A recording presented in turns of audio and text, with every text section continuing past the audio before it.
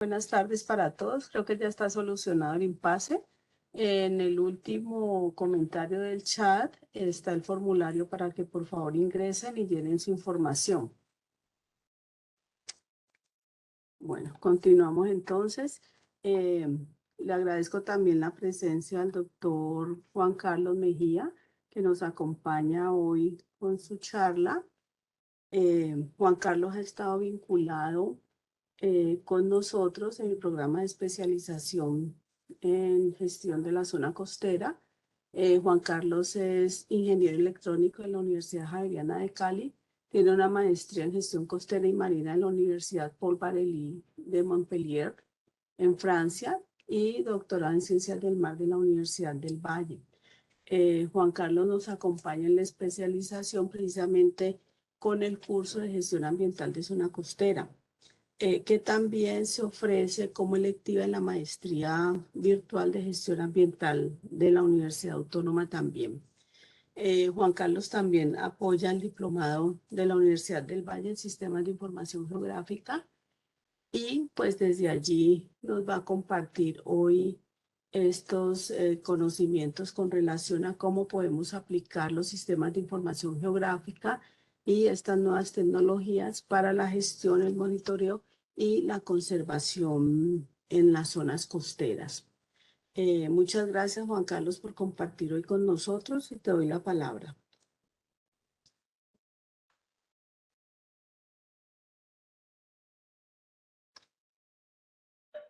Ya, ahí ya está activado el micrófono. Gracias. Gracias, profe, por la presentación. Buenas tardes nuevamente a todos. Entonces, como lo decía la profesora Marta, yo hoy voy a, pues, a darles una pequeña charla o curso corto, ¿cierto? Entre hoy y el próximo miércoles, el cual pues he titulado Sistemas de Información Geográfica y las nuevas tecnologías para la gestión, monitoreo y la conservación costera, ¿no? Nuevas tecnologías, pues refiriéndome a las nuevas tecnologías de los SIG, ¿no? Sistemas de Información Geográfica. Entonces, pues básicamente yo voy a estarles mostrando algunos ejemplos prácticos y pues los procesos y los métodos llevados a cabo, también casos de estudio, etcétera, ¿no? Principalmente pues en ecosistemas costeros, marino-costeros, ¿cierto? Bosques de manglar, playas, costa rocosa intermareal y arrecifes de coral. Gran parte de lo que les voy a mostrar pues ha sido parte también de mi proceso en el doctorado en Ciencias del Mar, ¿cierto? Recién lo obtuve con la Universidad del Valle el pasado diciembre. Entonces también pues van a ver algo de este trabajo.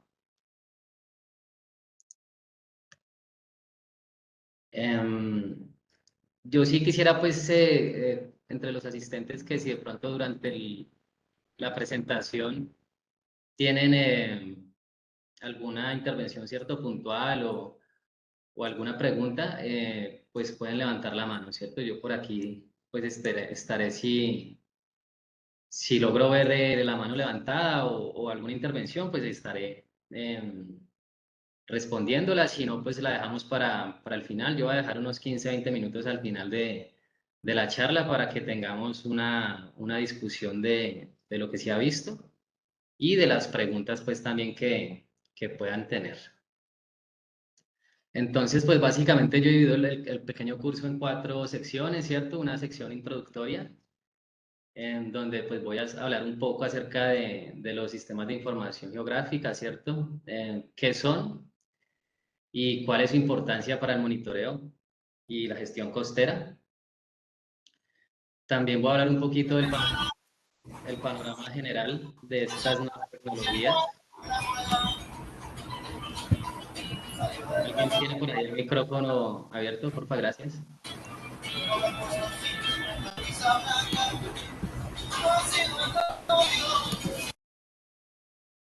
Listo. Bueno, entonces, como les contaba en la introducción, también pues voy a hacer un panorama general de estas nuevas tecnologías como soluciones pues innovadoras para el monitoreo y la gestión costera.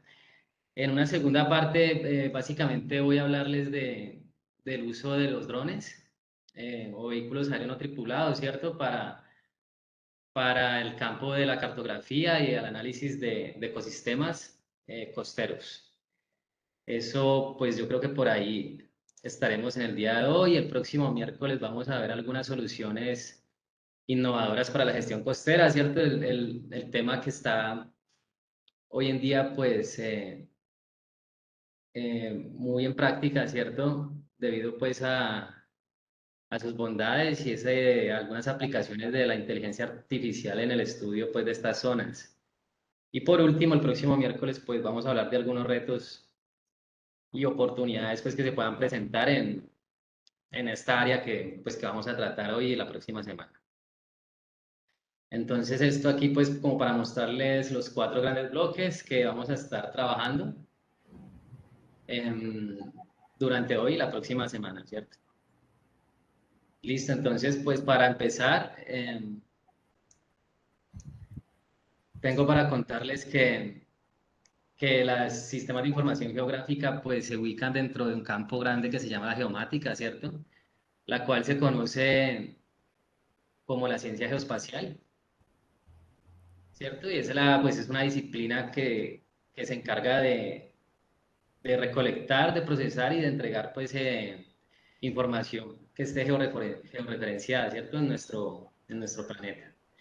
Y pues dentro de este campo grande que es la geomática se encuentran los sistemas de información geográfica, que es lo que vamos a hablar hoy, ¿cierto? Y pues dentro de estos sistemas de información geográfica también podemos trabajar en los insumos o los productos de sensoramiento remoto, ¿cierto? En este caso pues voy a mostrarle algunos ejemplos claros de imágenes satelitales, ¿cierto? De trabajos con imágenes satelitales y con productos, pues, de métodos llevados a cabo con vehículos, sobre todo aéreos no tripulados, pues, más conocidos como los drones. En este campo de la geomática, pues, también se encuentra la cartografía, ¿cierto? La fotogrametría, la cual también vamos a tratar en la segunda parte del día de hoy. También algo de topografía, que cómo se puede llevar a cabo a partir de la fotogrametría, que es un campo pues bastante reciente para el tema o el área pues de los drones, ¿cierto? También dentro de la geomática pues se encuentran los sistemas de posicionamiento global, ¿cierto? Como los GPS, etcétera, ¿no? También tenemos la geografía y demás. Entonces, dentro de todo este marco está abarcado los sistemas de información geográfica.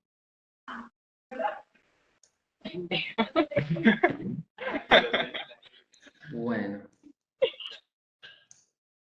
sí les pido por favor que si tienen alguna intervención, pues pueden abrir el micrófono, si no, pues mientras lo pueden por favor cerrar para pues que acá ya, para no interrumpir acá pues el transcurso del curso.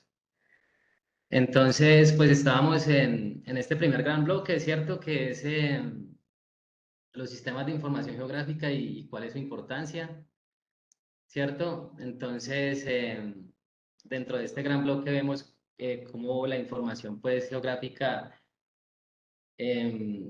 los sistemas de información geográfica pues tienen dentro de uno de sus líneas pues la cartografía, ¿cierto? Como la encargada pues de crear, analizar y estudiar pues los diferentes mapas, ¿cierto?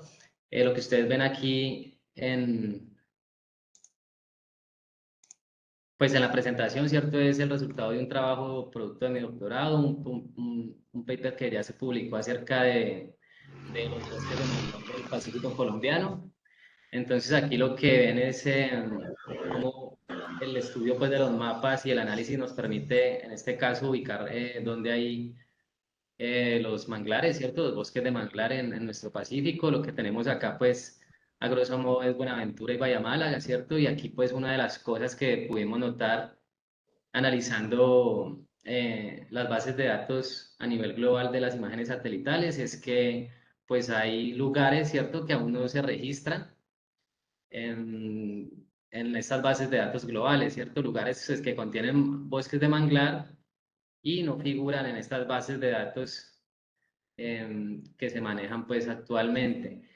¿Qué sucede? Que pues en nuestro Pacífico colombiano pues se presenta una cobertura nubosa bastante importante la mayor parte de los días del año y entonces esto no permite pues que hayan imágenes satelitales libres de nubes que permitan analizar completamente todo este espacio, ¿cierto? Entonces, pues para esto, dentro de este marco, pues de lo que es la información geográfica, siempre existen pues varios métodos de sensoramiento remoto, ¿cierto? En este caso vemos cómo se complementan las imágenes satelitales y pues las imágenes o las fotos aéreas de los drones, ¿cierto? Aquí pues lo que logramos, una de las cosas que logramos ubicar en este trabajo es que hay lugares o parches pequeños, ¿cierto? De 5 o 10 hectáreas, hay veces menos, que no se registran, entonces pues con los drones sí las podemos registrar, ¿no? Entonces pues todo esto pues para hablar del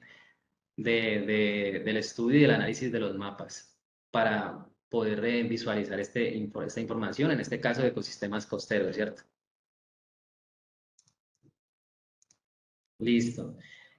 Bueno, por ese lado, pues teníamos este ejemplo, ¿cierto? Ahorita vemos cómo, em, hablando pues todavía de los sistemas de información geográfica y la importancia, ¿cierto? Cómo vemos pues que hoy en día hay a nivel global hemos tenido cada vez más capacidad, ¿cierto? De adquirir conocimiento, ¿cierto? De geoquímica, de física, ¿cierto? Y de diferentes pues datos del terreno, en este caso pues de la zona costera, y lo que nos permite hacer los sistemas de información geográfica es acoplar, ¿cierto? Toda esta cantidad de datos y poder llevarlos o aterrizarlos, georreferenciarlos a un lugar pues en especial, ¿cierto? O en particular, donde pues vamos a tener una cantidad de atributos sobre el mismo espacio de trabajo, ¿cierto? Pues lo que pueden ver aquí en esta capita de abajo, ¿cierto? Entonces, esta es una de las bondades de los sistemas de información geográfica que nos permite recopilar diferentes informaciones o capas de información sobre un mismo espacio de trabajo. En este caso, pues, la zona costera, ¿no? Entonces, esta información, pues, se conoce desde los sistemas de información geográfica, ¿cierto? Como layers. Y pues se pueden visualizar con software especializados como ArcGIS o QGIS, ¿cierto? U otros como ArcView y demás, entre otros, ¿no? Entonces, yo lo que les voy a estar mostrando son ejemplos, ¿cierto? Pues prácticos, como les contaba, más que todo, pues, de tecnologías actuales o recientes, más bien, de cómo se pueden trabajar, pues, este tipo de información en la zona costera. Lo que ven acá y más adelante vamos a volver a tratar en este curso del día de hoy es, por ejemplo, esto es un ejemplo de cómo se comparan, pues, un estudio en bosques de manglar en este caso en el Chocó, ¿cierto? Esto es en el Parque Utría, donde pues hemos comparado resultados de mediciones de área del dosel, ¿cierto? Pues en diferentes parcelas y los resultados, pues hemos comparado resultados em, de análisis llevados a cabo con imágenes satelitales versus imágenes o fotogrametría pues llevada a cabo con drones. Listo, entonces, aparte pues de poder ubicar en el mismo espacio geográfico diferentes entidades, vamos a poder también pues identificar de esta misma manera problemáticas, ¿cierto?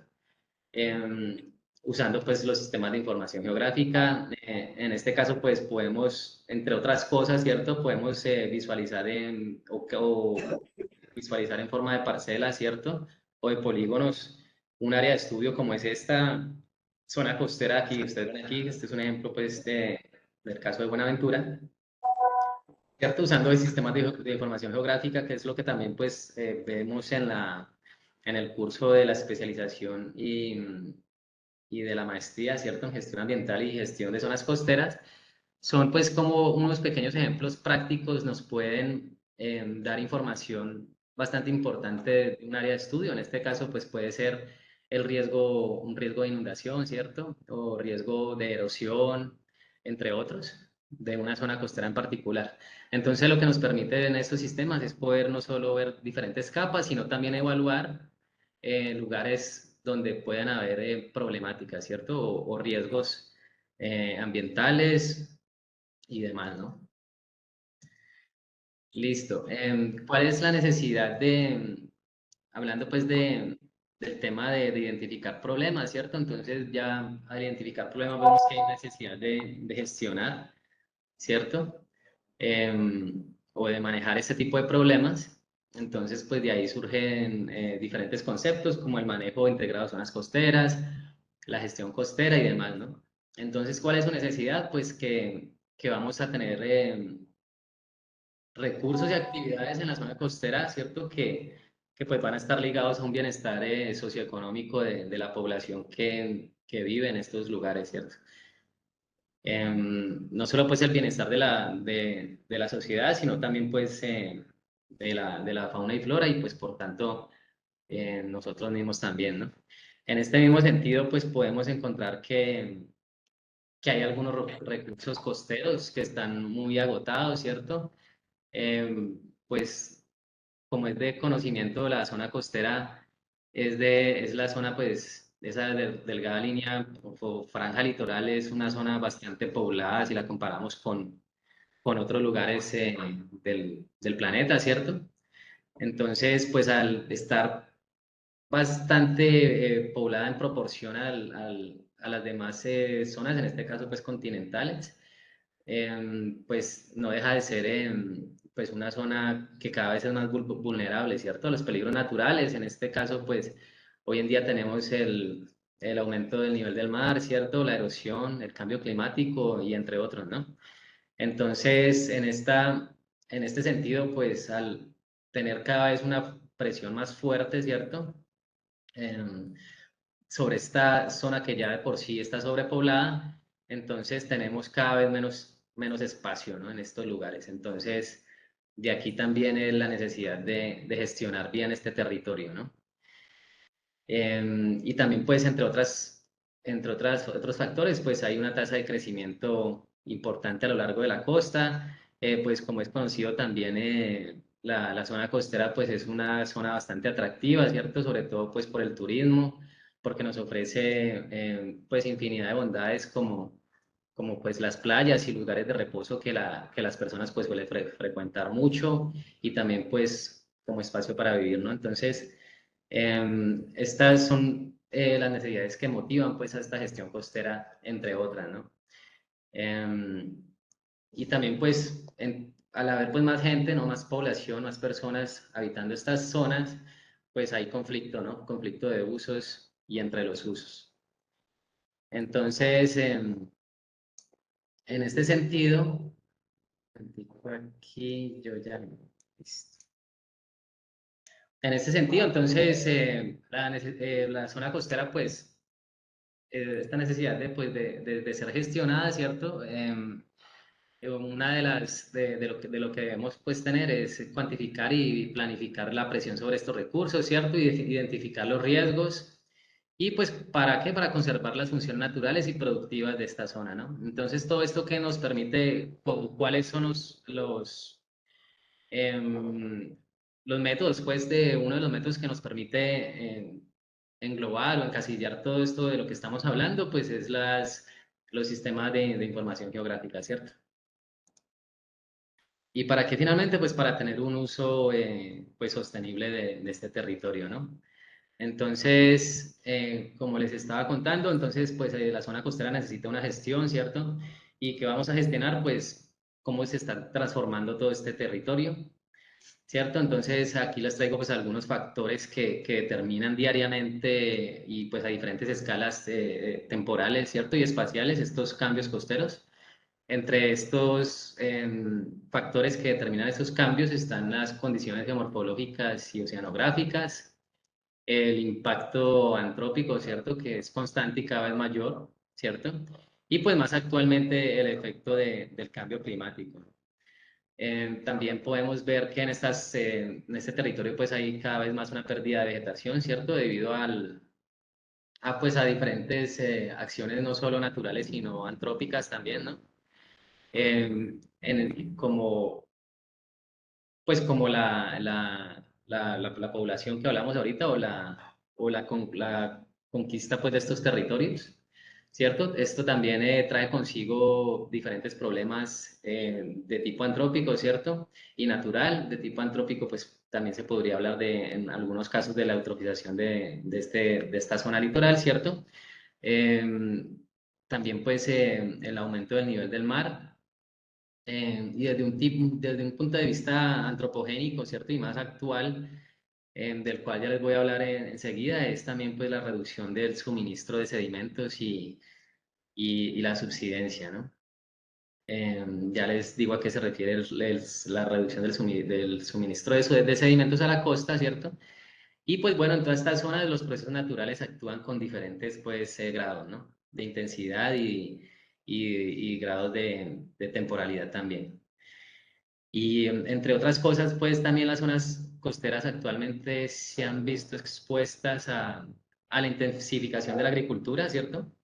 A la industrialización y a la urbanización y al transporte pues fluvial y marítimo. Bueno,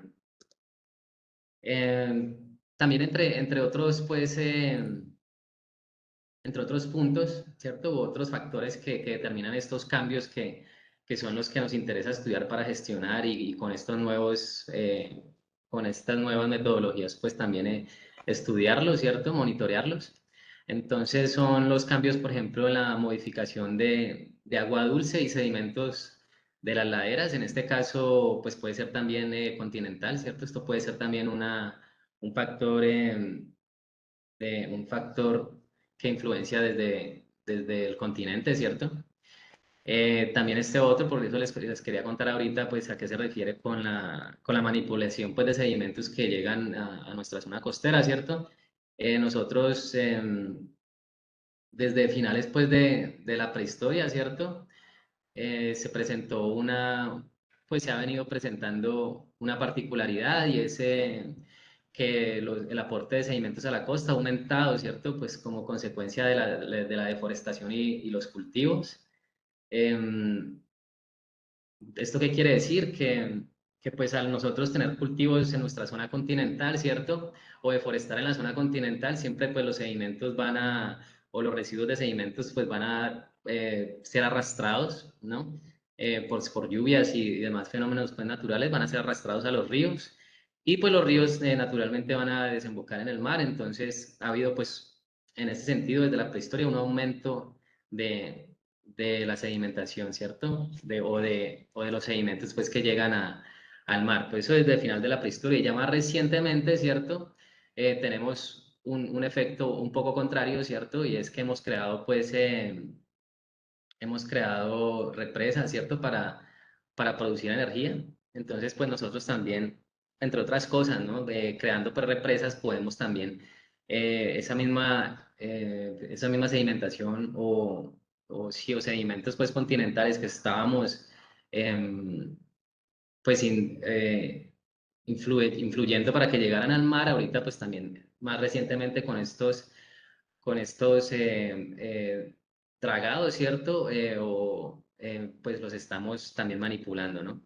Y también pues la reducción de este aporte de sedimentos con los embalses que les contaba, pues para retener el agua y para producir energía, entonces también han, pues han modificado todo este comportamiento sedimentario que teníamos, pues, o que tenía el planeta hasta ahora. Entonces, el ser humano en la historia reciente ha influenciado, pues, en gran parte o en gran medida esta dinámica de los sedimentos en la zona costera.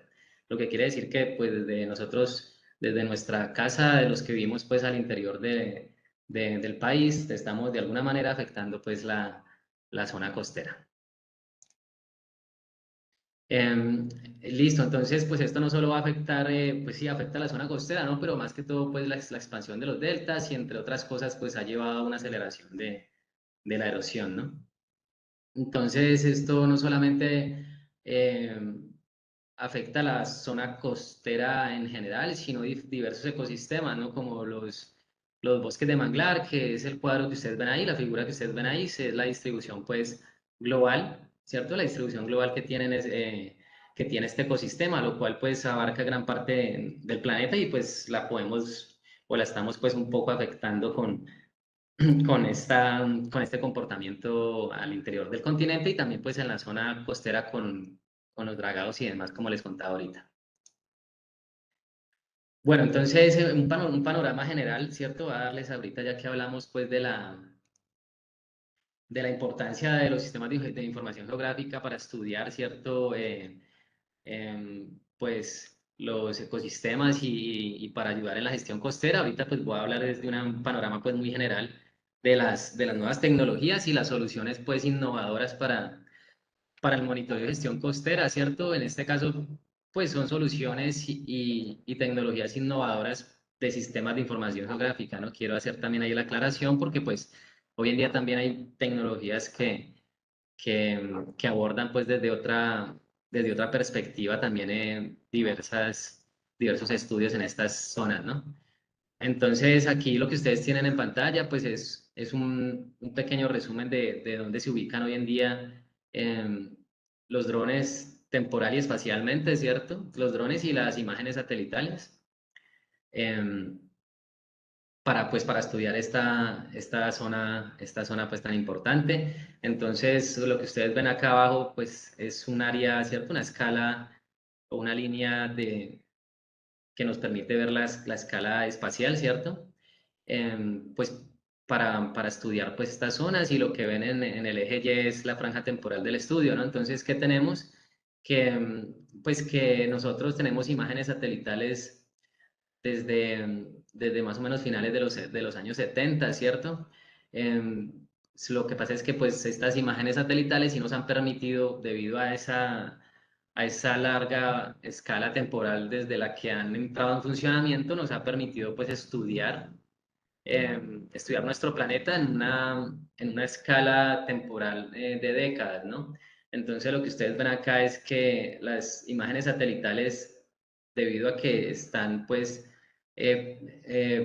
registrando información, ¿cierto? Para nosotros pues o tomando imágenes pues satelitales desde 70 o desde los 70s u 80s, entonces nos ha permitido tener décadas de información, ¿no? Hasta hoy en día, ¿no? Ya que cada día pues tenemos diferentes o nuevas empresas o nuevas compañías que nos proporcionan estas imágenes cada vez de mejor resolución, ¿no?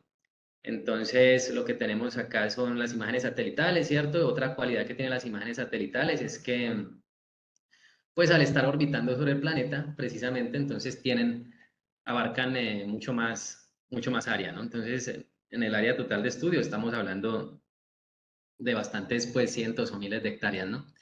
Entonces tenemos esta franja espacial y temporal de las imágenes satelitales, luego viene una combinación pues, que es con la que también se podría trabajar hoy en día, ¿cierto? En la cual podemos trabajar años, ¿cierto? A una escala de años, porque pues los drones están con nosotros no hace décadas, sino hace unos pocos años, ¿cierto? Y nos ha permitido pues registrar este espacio y pues poder compararlo o trabajarlo pues en diferentes espacios temporales. Pero lo que sucede con los drones, ¿cierto? Es que pues el área total de estudio va disminuyendo, ¿no? Aquí porque tenemos una combinación de drones y satelital, pues podemos hacer estudios a una escala de cientos de hectáreas, ¿cierto? Y en el transcurso de años. Y al final de cuentas, con estas dos nuevas panoramas, pues, o estas dos nuevas tecnologías o tecnologías recientes de las que vamos a estar hablando, finalmente están los drones, ¿cierto? Que si solo tenemos hoy en día trabajos con drones, vamos a tener una escala de meses, ¿cierto? Y vamos a poder trabajar en una escala de hasta solo 100 o máximo unas 1000 hectáreas, pues por mucho que podamos monitorear, ¿cierto? Entonces también tenemos ciertas limitantes y bondades a la vez de los drones y ciertas limitantes y bondades pues de las imágenes satelitales. Bueno, entonces en ese sentido, em, lo que pues ya abordamos es la importancia, ¿cierto?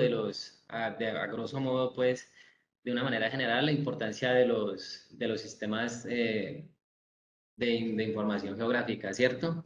Ahorita pues vamos a ver algunas aplicaciones de estos sistemas de información geográfica en la gestión costera, que es pues el tema de la charla puntual. Entonces, nosotros lo que vamos a discutir pues de aquí en adelante o hablar en la charla es básicamente pues ejemplos, ¿cierto? Prácticos y también métodos y para qué nos sirve este tipo de tecnología hoy en día, ¿no? Bueno, entonces, esto es como un abrebocas, ¿cierto? Del sector pues, de los drones a nivel global y cómo ha venido creciendo de una manera exponencial, ¿cierto? Desde el año 2015. Entonces, lo que ustedes ven ven en pantalla ahí es la ganancia pues en dólares, ¿cierto? De este negocio, pues, que no tiene muchos años, ¿no? Aquí este análisis es desde el 2015, ¿cierto? Entonces, ya vemos que, pues, nosotros como Latinoamérica nos ubicamos aquí. Entonces, pues, hoy en día, digamos que aproximadamente son unos 500 millones de dólares, ¿cierto? Pues que va a haber de ganancia en este año. Ya vemos pues cómo va subiendo, ¿cierto? Ya para 2025 se ha previsto o se ha proyectado más bien, ¿es cierto? Una ganancia en este negocio pues de unos 1.000 millones de dólares, lo cual puesto en cifras, ¿cierto? Puesto en cifras pues nos da una idea, ¿no? De cuál es el auge de este campo, ¿no? De este campo y pues para nosotros pues en la gestión costera. Y lo que ustedes ven acá en pantalla es pues una proyección que se hizo, ¿cierto? Del crecimiento pues que ha tenido y va a tener en ganancia, ¿cierto? Este sector de los drones, lo que se previó y se ha visto es que del 2018 al 2022 pues tuvo un mayor crecimiento, ¿no? Casi del 400%. Y ya el 2022 al 2025 no es que haya decrecido, sigue creciendo, pero en menor proporción, ¿cierto? Respecto a años anteriores. Pero igual el crecimiento pues es bastante importante, ¿no? Bueno, entonces en este sentido pues vamos a hablar de qué son los drones, ¿cierto? De una manera general, ¿qué son los drones? ¿Qué partes lo componen? Y puntualmente vamos a hablar de las etapas, ¿cierto?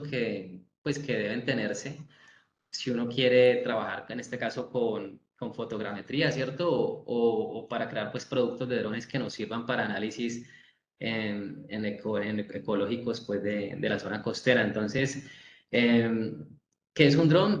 Pues, de una manera general, un dron es pues, un vehículo, ¿cierto? Aéreo no tripulado, tiene varios nombres hoy en día, pero en todo caso, pues es un avión pues, controlado, ¿cierto? De forma remota, ¿cierto? Y muchas veces podemos hacerlo seguir una trayectoria programada, ya sea programada o manual, ¿cierto? Desde el piso o desde el tierra. Entonces, ¿qué parte lo componen? Entonces, pues lo como vamos a ver ahorita, no es solamente el vehículo aéreo, ¿cierto? También pues debe haber un piloto, ¿cierto? Un piloto, un copiloto.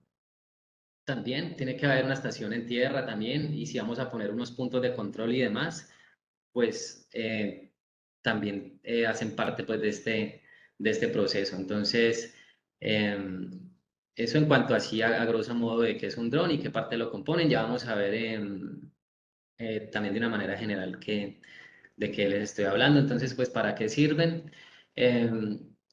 Pues, entre otras tareas, los drones sirven para no poner en riesgo en ciertas situaciones a vidas humanas, ¿cierto?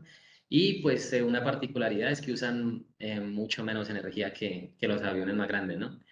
¿Y qué se conoce de ellos hoy en día? Pues se conoce de una manera general que los drones pues proporcionan imágenes aéreas, ¿cierto? Y videos de eventos, ¿no? o, o de deportes y en reuniones, de una manera general, pero se conoce muy poco acerca de realmente qué podemos hacer con esta tecnología, ¿no? A grosso modo, pues hay dos bloques grandes, ¿cierto? Del uso de los drones. Em, el uso civil, ¿cierto? Que ahí pues se marca también el uso de la ciencia, ¿cierto? Entonces, para el uso civil, pues tenemos drones que son más pequeños, ¿cierto? Que no pueden llevar mucho peso y que se limitan pues a distancias cortas y también a tiempos cortos de vuelo, ¿no? Entonces, estas son las limitantes de los drones pues para uso civil.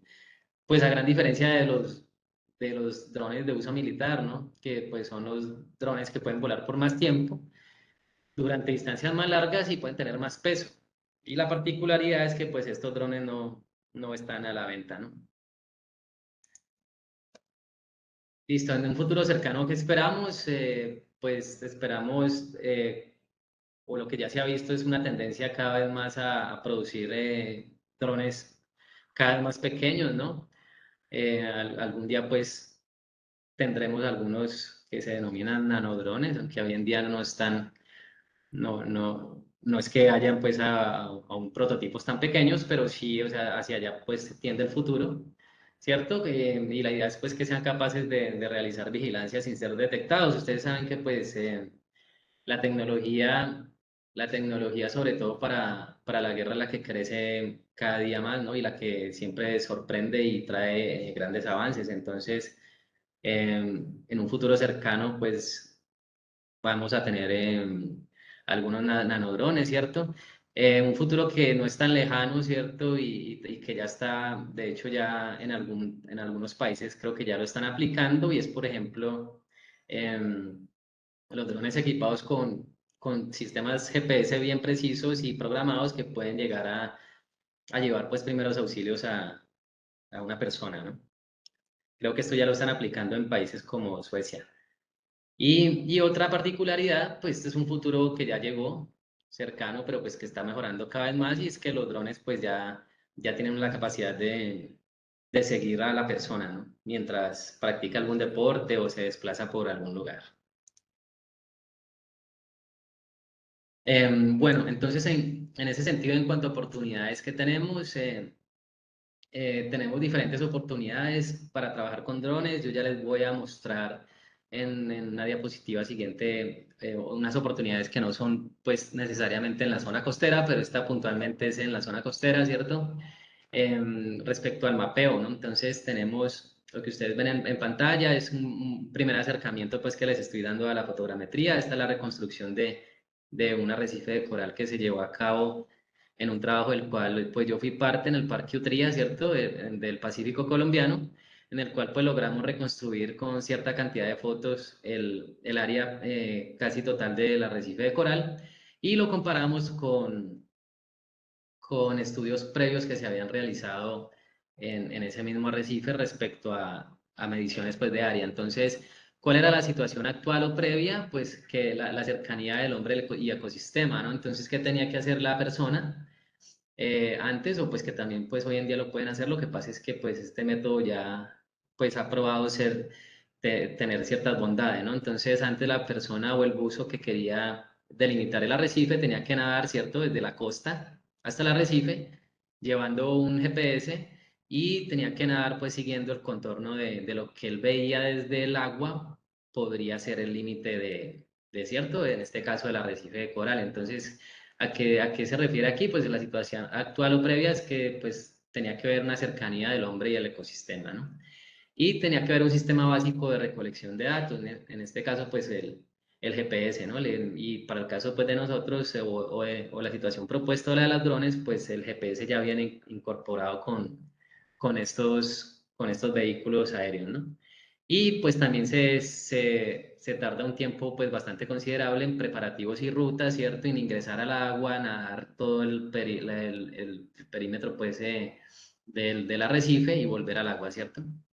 Esa es la situación pues previa, ¿cierto? Y ya pues planteando una situación actual o utilizando vehículos aéreos, entonces se reduce, ¿no? Esta interacción hombre-ecosistema, ya que pues al no tener que desplazarse hasta el arrecife, el dron se puede volar desde la costa, ¿cierto? Y pues monitorear el ecosistema deseado y ya luego regresar, ¿no?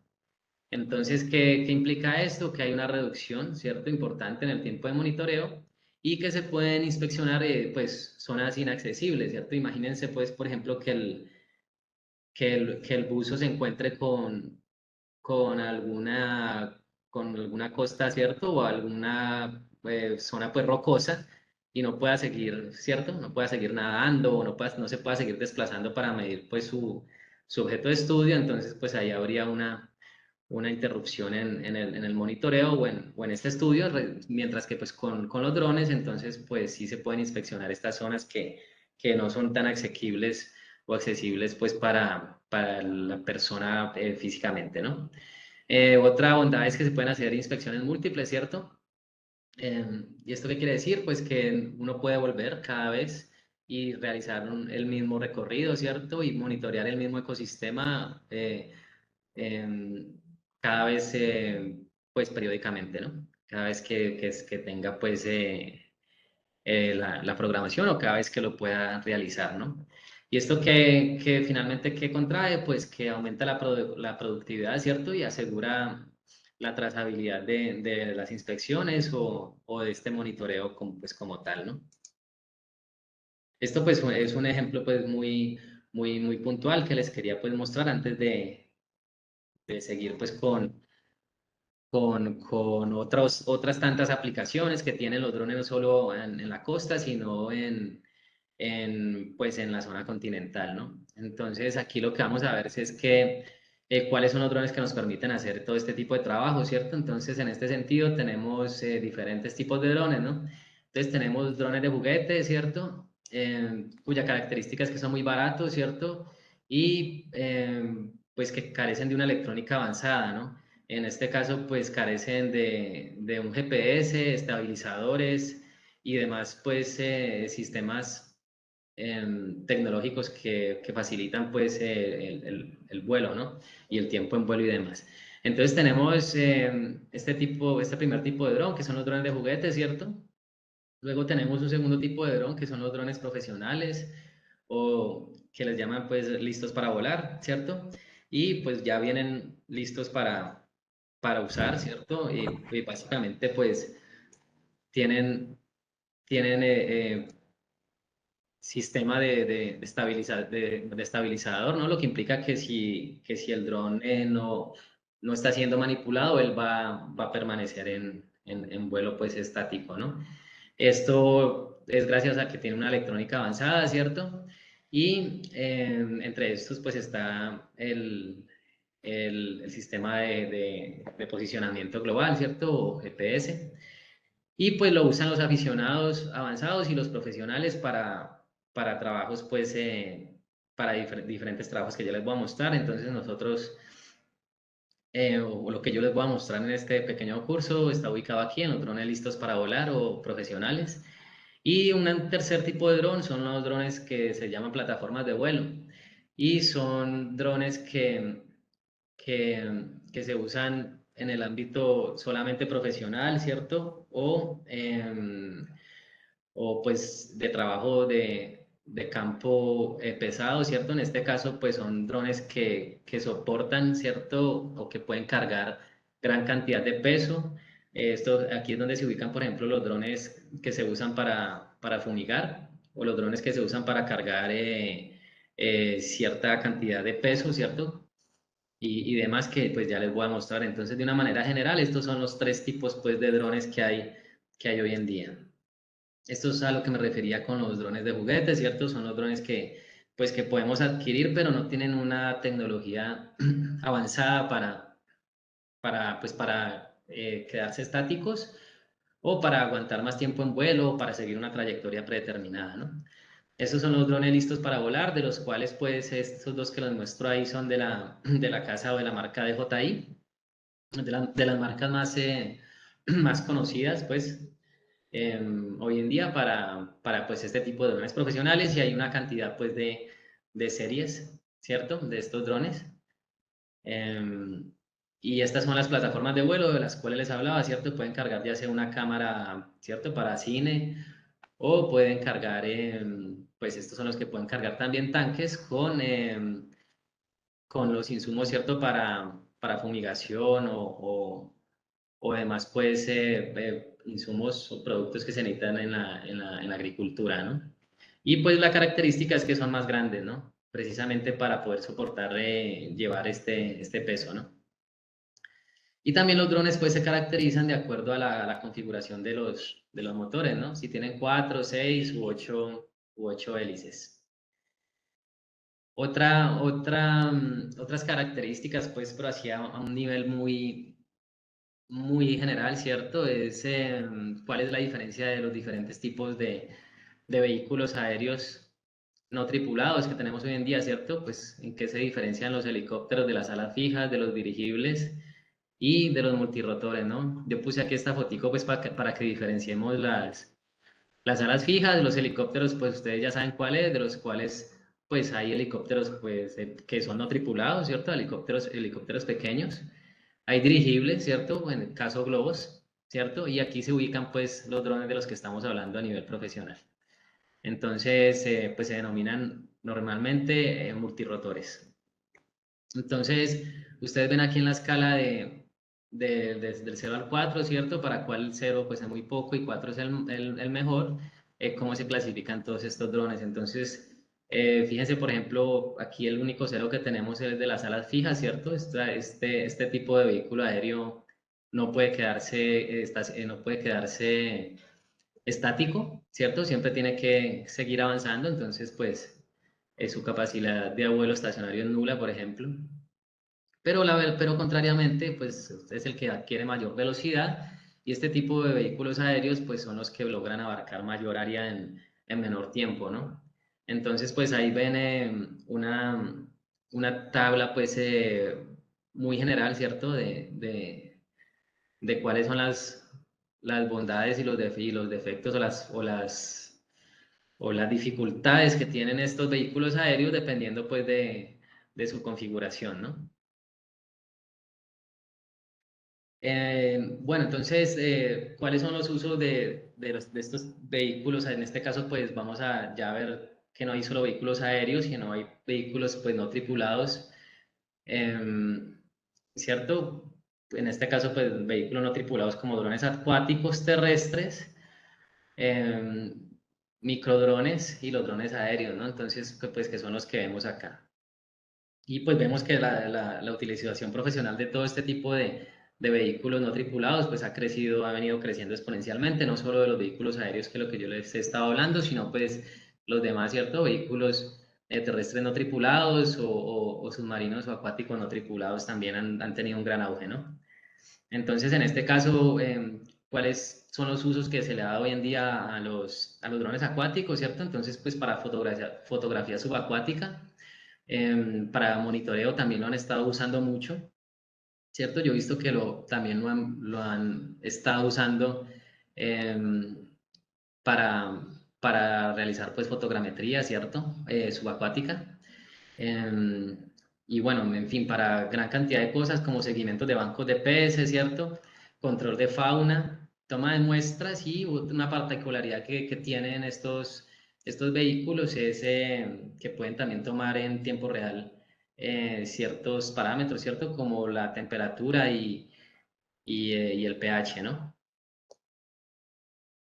Respecto a los drones terrestres, pues entonces las bondades son igual que los subacuáticos, ¿cierto? La fotografía, ¿cierto? Otra bondad que tiene son la supervisión de las redes de saneamiento, ¿cierto? Que es lo que vemos pues ahí en las fotos, ¿cierto? Detección y control de fugas en tuberías, ¿cierto? Creo que para los que viven en Cali, yo vi que por ahí en Cali contaba con uno de estos, yo no sé si realmente es este mismo, pero sí contaban con un vehículo no tripulado terrestre, ¿cierto? Y lo usan para inspeccionar fugas en tuberías, ¿no?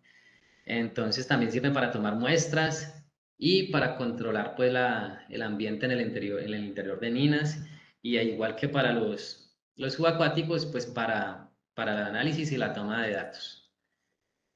Respecto a los drones aéreos pues que ya es el tema ya aterrizado de la charla, ¿cierto? Para los drones aéreos tenemos gran cantidad de aplicaciones hoy en día, en las cuales pues entre las cuales las que ustedes ven en rojo es las que de mi parte, pues les voy a hablar un poquito y de las que yo sé que se pueden trabajar, ¿cierto? En la zona costera y en temas de investigación, que es mi zona. Entonces, pues nuevamente, los drones aéreos, al igual que los terrestres o acuáticos o los vehículos acuáticos, sirven para fotografía y vigilancia, ¿cierto? Pues en este caso, lo que ven en rojo, pues vigilancia de zonas costeras o monitoreo, ¿cierto? Seguimiento y detección de bancos de pesca también, aunque esto también actualmente lo han hecho pues no solo de bancos de pesca, sino de diferentes especies pues de mamíferos marinos grandes que puedan verse desde el espacio también con imágenes satelitales se hace hoy en día, ¿cierto? También los temas de topografía que se pueden realizar con fotogrametría, que es algo que les voy a mostrar ahora en la segunda parte, ¿cierto?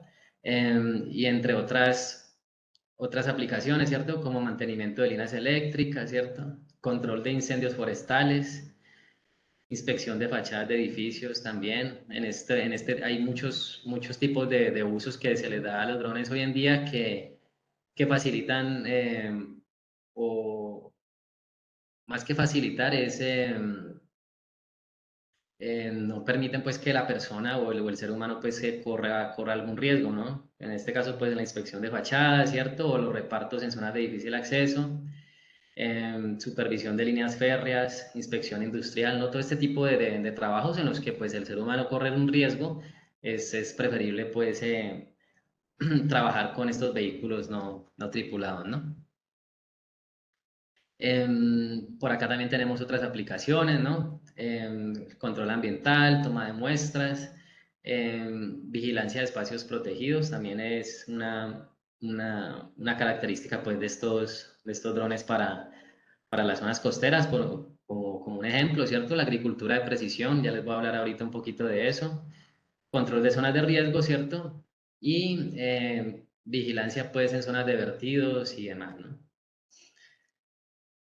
Para pues unas aplicaciones, la aplicación pues de una manera general, ¿cierto? De los drones aéreos, entonces está la fotogrametría que se encuentra pues dentro de la geomática como les contaba ahorita, y pues la cual se ha impulsado bastante hoy en día, ¿no? Porque pues obtener insumos de un dron pues, y hacer los vuelos con el dron pues resulta más favorable tanto económicamente como pues de tiempo, ¿no? Entonces sobre todo reduce los costos en estos procesos, ¿no?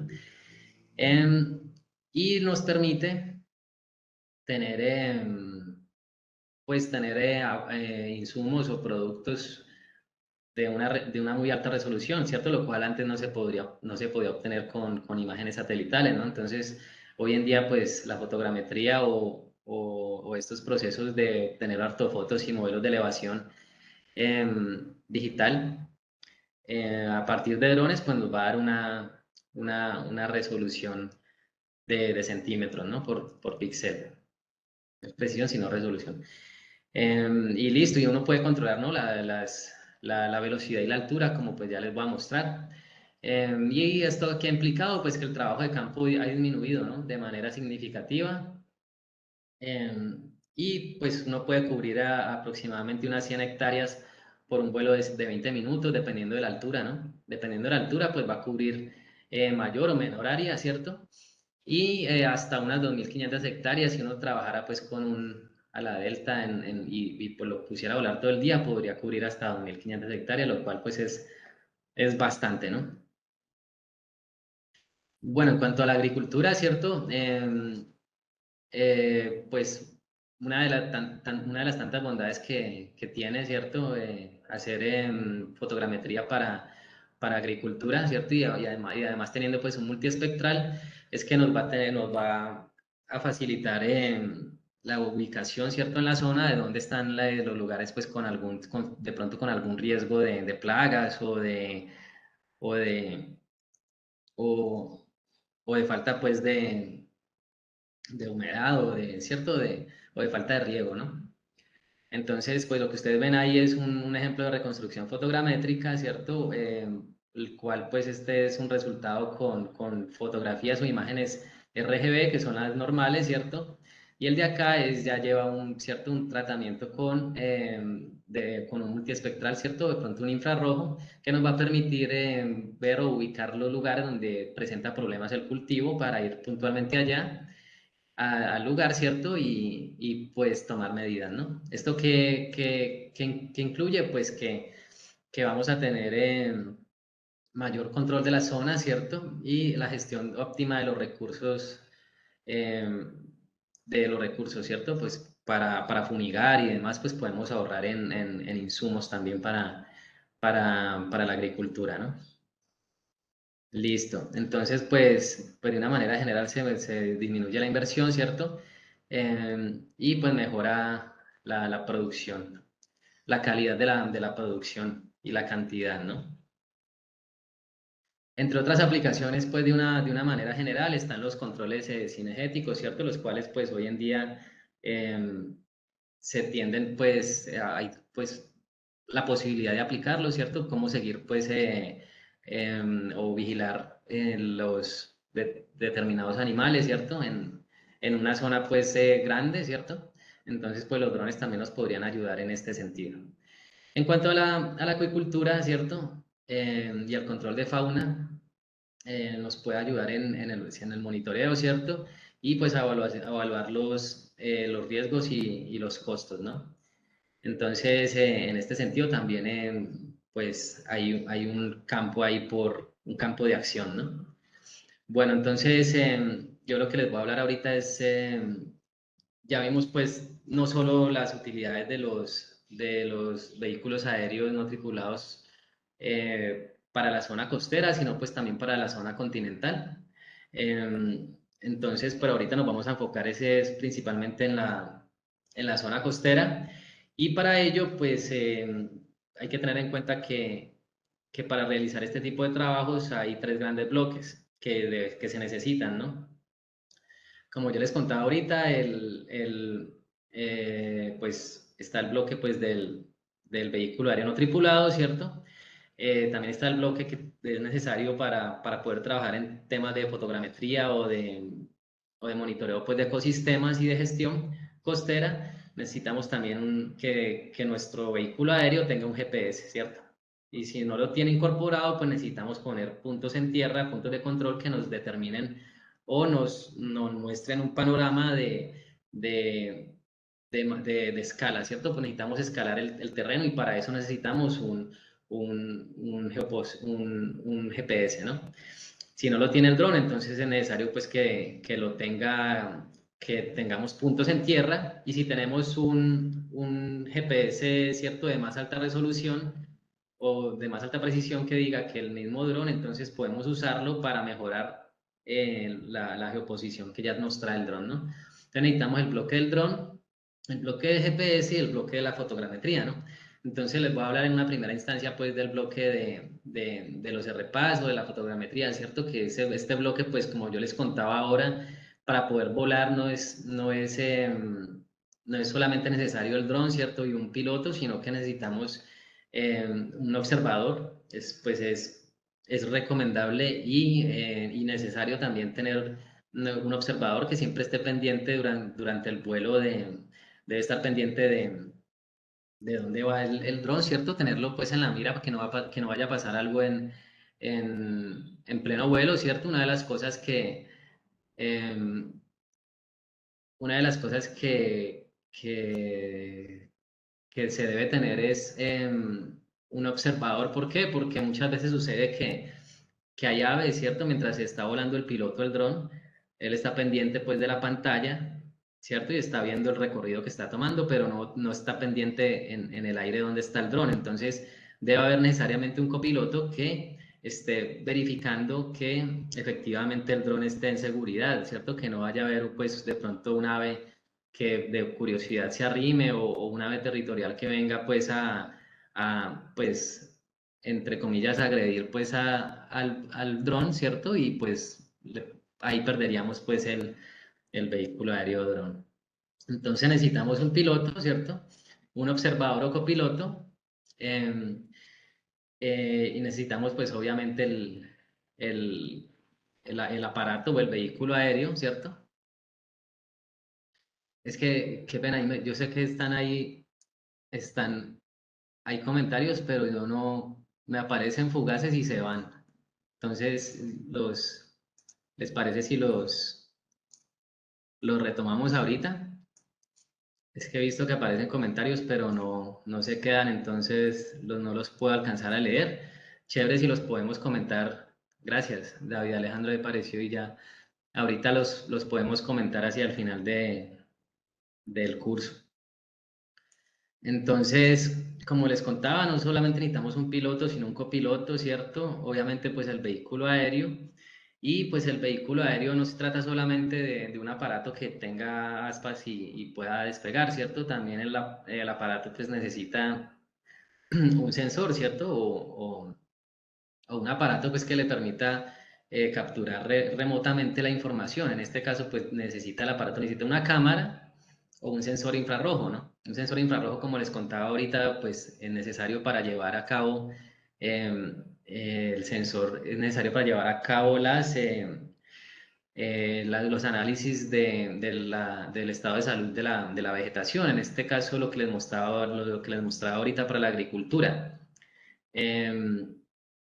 Entonces, este tipo de sensores también se integran, ¿cierto?, con los resultados de la cámara y se pueden trabajar en sistemas de información geográfica para obtener resultados del estado de salud de la vegetación, ¿cierto? En mi caso yo tengo el dron que siempre he usado, ¿cierto? Tiene un sensor infrarrojo eh, con el cual pues en teoría, lo que pasa es que ha resultado un poco complejo, en teoría se pueden, ¿cierto?, sacar las mismas ortofotos del sensor y se trabajan, ¿cierto?, con fórmulas ya en ArcGIS o en QGIS para lograr ubicar estos puntos pues importantes o que uno busca, puntos pues que presenten algún, alguna falencia en el estado de salud pues de la vegetación, todo desde arriba, ¿no? Entonces lo que uno va a ver siempre es el dosel, ¿no? Es importante tener en cuenta eso. ¿Qué más necesitamos con este bloque de los RPAS? Necesitamos ¿cierto? Un radio, un radio control, pues, el control remoto, ¿cierto? Y el receptor que nos va a mostrar, pues, nos va a mostrar en tiempo real que está viendo el dron o que está registrando, ¿no? Y listo, y necesitamos también una estación en tierra o un kit de GPS si queremos, pues, ajustar nuestro trabajo a una mejor precisión que la que ya tiene el dron, ¿cierto? En este caso, si contamos con un GPS que tenga precisión submétrica, ¿cierto? A la escala de centímetros podríamos amarrar unos puntos de control al suelo y mejorar pues estos resultados. Yo ahorita les muestro de qué se trata. Entonces, tenemos el bloque que les contaba ahorita, pues, del GPS, ¿cierto? Del vehículo aéreo no tripulado, el GPS si lo tiene el dron o si no lo tiene se ubica en el espacio en tierra, y tenemos un último bloque de fotogrametría que es el que les voy a hablar al final para que sigamos pues en este tema de cómo planear un estudio, ¿cierto? O cómo pues trabajar estos ecosistemas, sobre todo costeros, que son pues tan desafiantes, ¿no? Entonces ahí, a grosso modo, ¿cierto? Pues yo tengo ahí 6 puntos, ¿cierto? Para planear un estudio usando pues drones.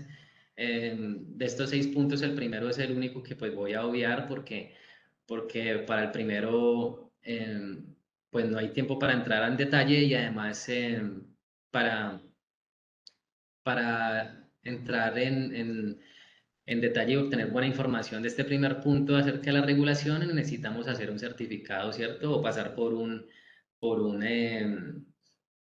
por un trabajo de certificación como piloto de drones, ¿no? Entonces esto ya lo hacen en Colombia. Yo personalmente ya tengo mi certificado y es un curso que es bastante largo, ¿cierto? En el cual nos explican las regulaciones, nos explican de qué se componen los drones, ¿cierto?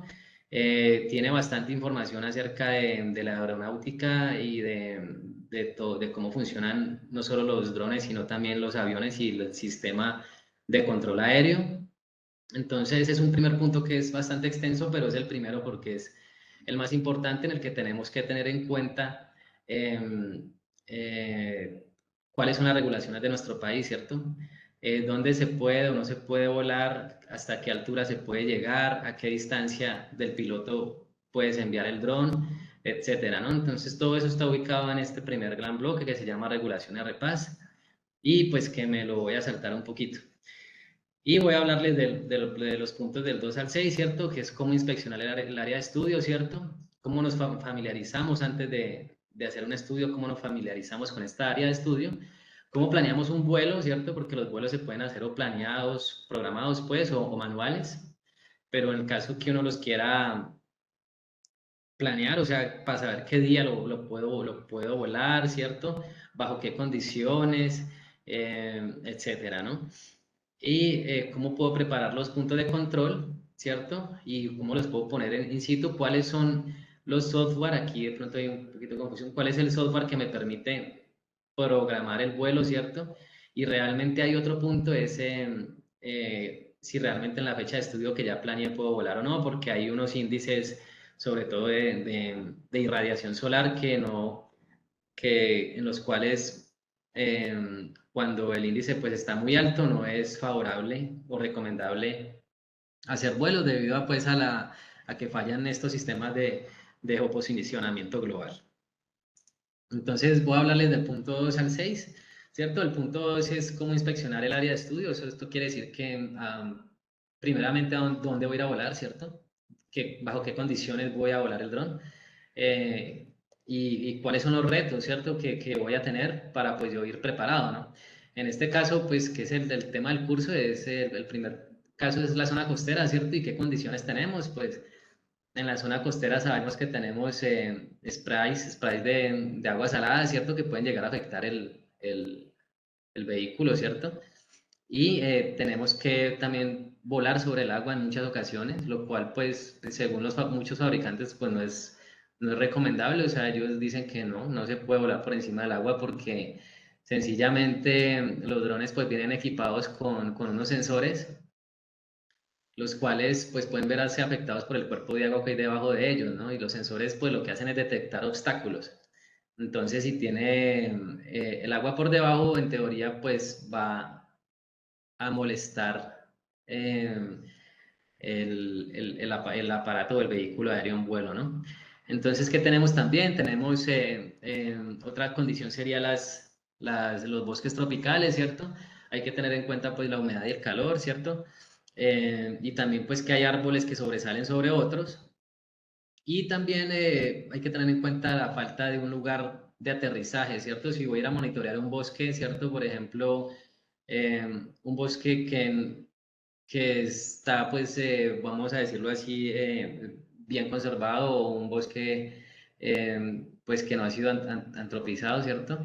Entonces el bosque es muy probable que no tenga, pues, un espacio donde yo pueda aterrizar de emergencia probablemente, ¿cierto? O que tenga unos árboles que sobresalen sobre los demás y si yo no los he tenido en cuenta, pues es muy probable que pues, se pierda el dron ahí en esa exploración. En el desierto que tenemos que tener en cuenta, pues también el calor, ¿cierto? Y las arenas, ¿cierto? Entonces hay que tener en cuenta que al despegar es muy probable que al despegar el dron pues levante esta arena y nos produzca daño sobre el aparato, ¿cierto? Y la fluctuación de temperaturas y algunas pues tormentas eh, de arena que son pues que surgen de un momento a otro. Y también en lugares remotos, ¿cierto? Como el Ártico, entonces pues hay que tener en cuenta obviamente el frío, ¿cierto? Que puede llegar a perjudicar a estos tipos de aparatos, ¿cierto? Y también la vida pues salvaje que haya en estos lugares y pues particularmente el frío. Entonces, ¿qué hay que tener en cuenta? Este punto 2 trata de eso, ¿cierto? Inspeccionar nuestra área de estudio antes de ir pues a realizar el o los vuelos. Bueno, entonces aquí hay diferentes formas de programar un vuelo, entonces también de esto entra dentro del planeamiento, ¿cierto? Antes de ir a programar el vuelo tengo que tener en cuenta qué programas voy a usar, ¿no? Entonces lo que ustedes ven ahí en pantalla es un ejemplo, pues, de lo que se ha usado, ¿cierto? Desde cómo se usaba antes, ¿cierto? Este es un ejemplo de cómo se usaba antes una foto, pues, por decirlo así, satelital para programar un vuelo, ¿cierto? Y esto se hacía a mano, cuando no existían estos programas, pues, para indicarle al dron hacia dónde tiene que ir, qué altura va a tomar, qué velocidad, etcétera, ¿no? Entonces, esto era lo que se hacía a mano, se delimitaba el área de estudio, ¿cierto? Y se calculaba con la altura del dron, se calculaba qué área y dependiendo de la cámara también se calculaba qué área iba a tomar por cada foto, ¿cierto? Y dependiendo de la altura. Y dependiendo de esos parámetros se programaba manualmente la trayectoria del vehículo, ¿cierto? Para monitorear determinadas zonas. Entonces esto era antes de la llegada de todos estos programas o aplicaciones que ya las podemos tener en el celular y lo que hacen es pues programar como tal. Entonces yo personalmente uso esta que se llama Drone Deploy, que es esta que ustedes ven acá arriba a la derecha, ¿cierto? Pero también está esta que se llama Maps Made Easy, ¿cierto? Son programas que básicamente todos te van a pedir lo mismo, ¿cierto? Te van a pedir la altura, ¿cierto? Te piden la altura a la que usted quiere volar, los límites de su zona de estudio, que se le trazan con puntos, ¿cierto? Y te pide también la velocidad, ¿no? También el traslapo, de lo cual pues ya les voy a estar hablando seguidamente. Primero vamos a ver aquí de qué se trata esto de programar el vuelo. Entonces, un software como Drone Deploy, ¿cierto? ¿Qué proporciona? Entonces proporciona telemetría. ¿Qué significa la telemetría? Es pues operar y medir a distancia. Por lo cual pues esta aplicación en tiempo real nos va a estar dando información de dónde está el dron, ¿cierto? A qué distancia, tanto horizontal como vertical, se encuentra de nosotros, ¿cierto? Y qué tantas fotos ha tomado, dónde va a parar, dónde va a voltear a la derecha o izquierda, dependiendo del vuelo que yo le haya programado, ¿cierto? Entonces esto se llama telemetría y también pues proporciona el programa de vuelo y esto lo trae pues el Drone Deploy, ¿no? Estos son los otros que yo les contaba ahorita, entre los cuales pues el otro que vieron en la gráfica es este. Entonces este tipo de programas lo que tienen son varios proyectos, ¿cierto? Los cuales uno pues va programando, ¿cierto? Y él los va pues ubicando sobre un mapa grande, ¿no? Entonces lo que ustedes ven aquí en pantalla pues es un ejemplo, en este caso de la isla Gorgona. Fíjense ustedes que esta es una imagen satelital sobre la que uno programa el vuelo, ¿no? Entonces lo que yo hice en una ocasión fue programar un vuelo de 5 minutos, ¿cierto? Para mapear aproximadamente unas 20 hectáreas y la misma aplicación me dice cuántas baterías él va a necesitar para este proyecto. En este caso eran unas 4 baterías a una altura de 117 metros. Antes de que el dron pues vaya a realizar su recorrido, ¿cierto? Lo que ustedes ven ahí en esas líneas en verde es el recorrido que el dron va a seguir, ¿cierto? Y este recorrido que el dron va a seguir es el que va a ir tomando fotos que van a tener un traslapo, el cual yo pues le voy a indicar el traslapo que van a tener esas fotos para poder hacer una reconstrucción, tanto de una ortofoto como pues del modelo de elevación. Entonces este es un primer paso en el cual se programa, ¿cierto? A cierta altura, me dice cuántas imágenes o fotos pues va a tomar, qué área va a abarcar, ¿cierto? Cuántas baterías y demás, ¿no? Entonces acá también en el punto avanzado, yo ahorita les muestro, ahí vamos a indicarle también el traslapo de las fotos. Este es como tal una un ejemplo que les traigo, pues sé que claro, de una reconstrucción. Este es el costado este de la isla Gorgona, que hay un arrecife de coral, ¿cierto? Que pues es muy conocido en el Pacífico Oriental Tropical, ¿cierto? Y el objetivo de este estudio era pues mapear este arrecife de coral, ¿cierto? Entonces fíjense lo que se pudo hacer. Eso se logró con las 150 fotos y pues miren cómo se mejora bastante la resolución, ¿cierto? Lo que ven en el fondo es una imagen satelital y lo que ustedes ven acá pues es ya la reconstrucción de pues con el dron, ya después de haber tomado las fotos y haber logrado pues la reconstrucción en fotogrametría, ¿no? Entonces, ¿cómo se logra esto?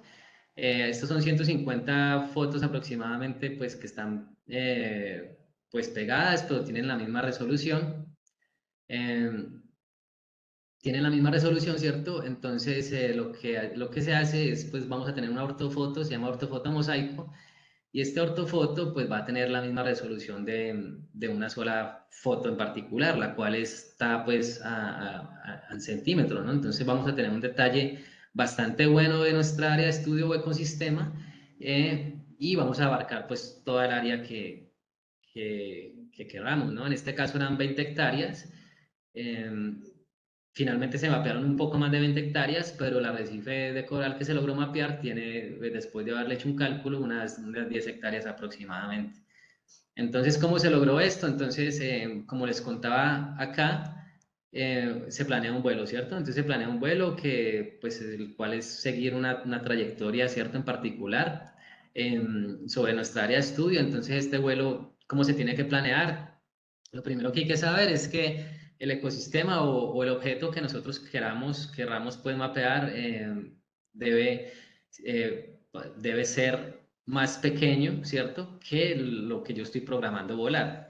¿Esto por qué? Porque en la reconstrucción, como ustedes lo ven acá, en la reconstrucción los bordes de la reconstrucción siempre van a presentar algún problema o alguna falta de traslapo que no va a tener información pues bastante buena, bastante redundante para poder reconstruir. Entonces, ¿qué se necesita? Como en este caso, yo programé el vuelo, ¿cierto? Mucho más, más allá, ¿cierto? De los límites de mi objeto de estudio, en este caso el arrecife, y para poder mapear lo del centro, ¿cierto? Entonces, lo del centro es lo que siempre nos va a quedar claro. Entonces, fíjense cómo aquí en este ejemplo, pues se los estoy poniendo un poquito más concreto. ¿Cierto? Mi objeto de estudio en este caso pues era un arrecife de coral, es lo que ustedes ven ahí en café oscuro. Entonces lo que se tiene que hacer es programar el vuelo o los vuelos, ¿cierto?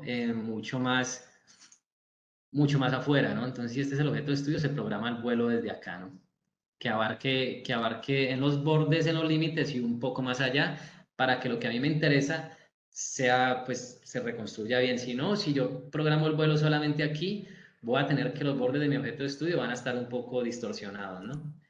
Entonces, ahorita sí les quiero hablar del traslapo. Entonces, una vez uno planea el vuelo, ¿esto qué significa? Que la trayectoria que el dron va a hacer, toda esa trayectoria se va a ir tomando fotos. Fotos con un traslapo que va a ser tanto frontal como lateral. Entonces, este traslapo tiene que tener un mínimo de 60% o 70%, tanto frontal como lateral, para poder que la reconstrucción pues tenga buenos resultados, ¿no? Y para poder que estos programas, que yo les voy a mostrar ahorita, pues logre reconstruir el ecosistema o el objeto de estudio, ¿no?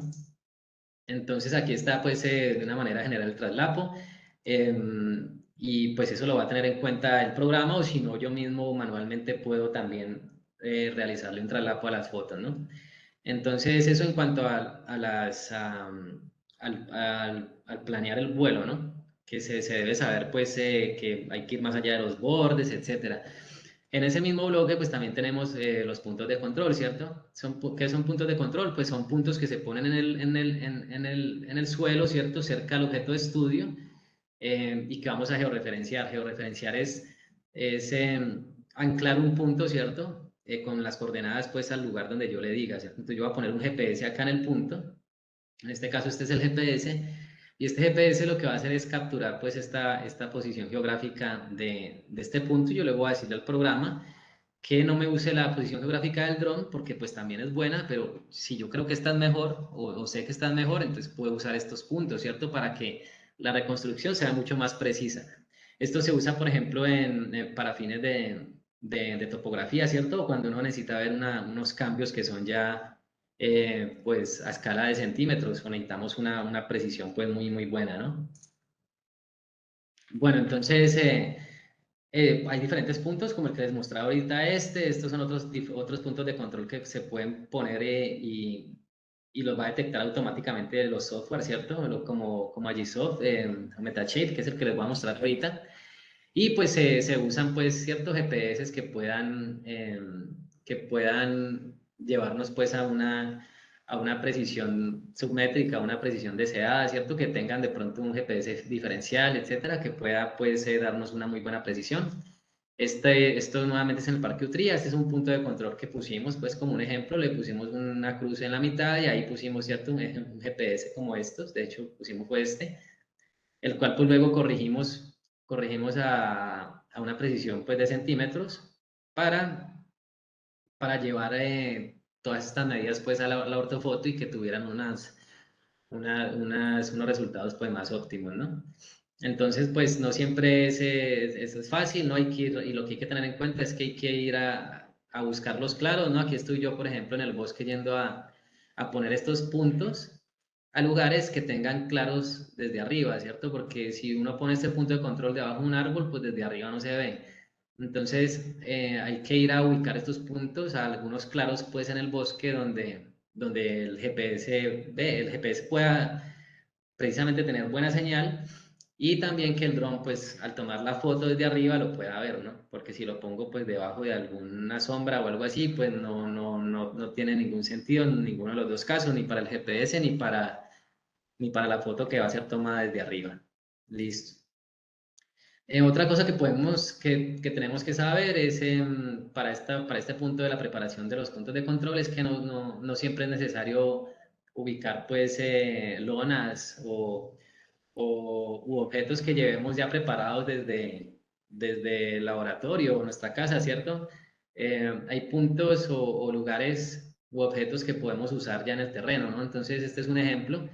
Eh, este es un ejemplo, pues, en una zona costera, ¿cierto? Y lo que tenemos acá es una especie de tapa, ¿cierto? Que está anclada al suelo. Y pues si yo sé que esta tapa la puedo reconocer desde una foto aérea, entonces yo puedo ir con un GPS, ¿cierto? Y lo pongo acá y mido precisamente, pues, cuál es la ubicación o el punto georreferenciado de este objeto y luego puedo pues traerlo a trabajarlo pues en la fotogrametría, listo. Y también otra cosa que tengo que saber de estos puntos de control es que si yo voy a usarlos, ¿cierto? Tengo que distribuirlos por toda el área de estudio para poder tener resultados buenos, ¿no? Entonces, si esta es mi área de estudio, yo tengo que distribuirlos bien, ¿cierto? Tengo que en este caso poner 3 acá, 3 acá y 3 acá. La cantidad de puntos de control pues depende del tamaño del área de estudio, ¿cierto?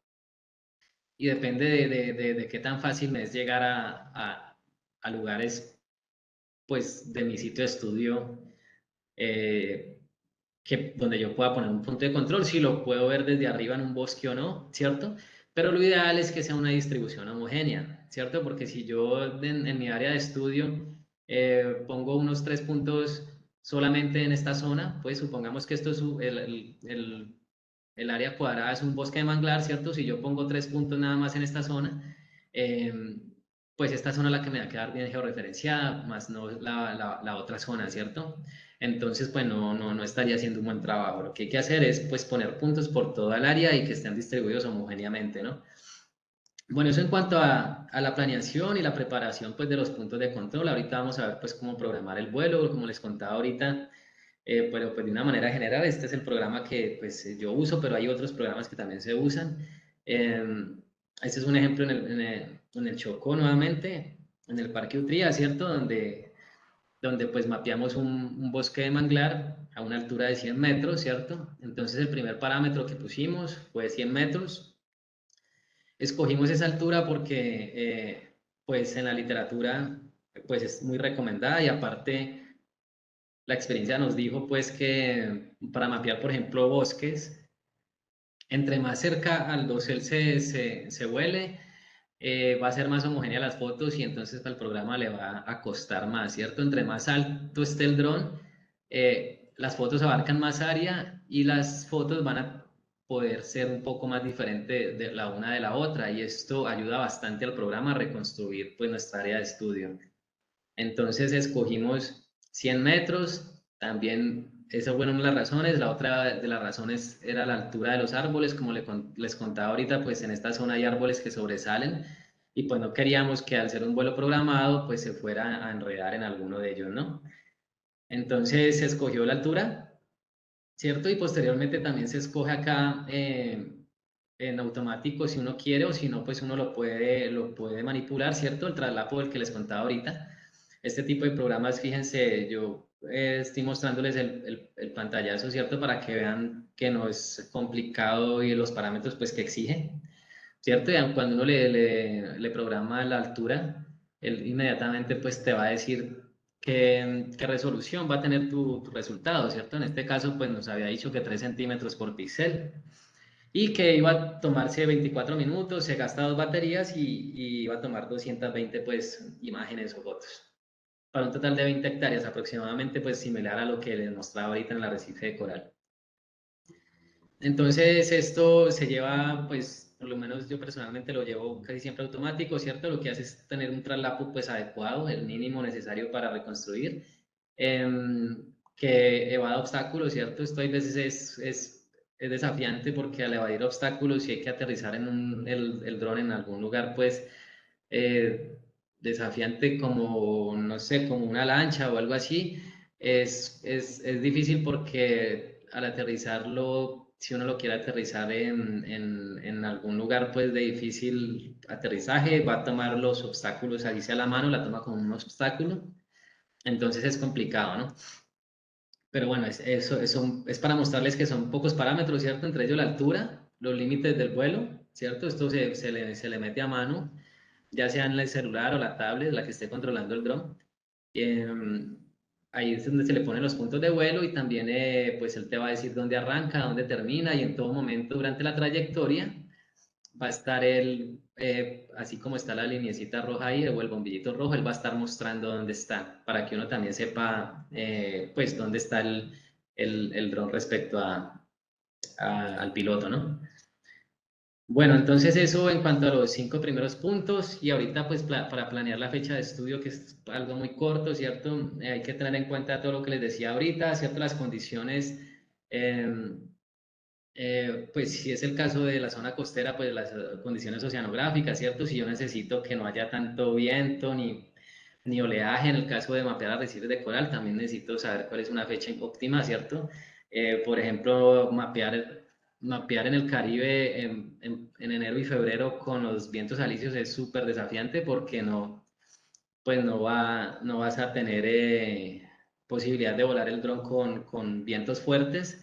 Entonces es muy importante también este último punto, ¿cierto? Planear la fecha de estudio, pero aparte de las condiciones meteorológicas o oceanográficas, ¿cierto? También es necesario tener en cuenta las condiciones de un índice que se llama el índice pues, solar o el índice de radiación solar, que se llama pues le dicen un índice KP, ¿cierto?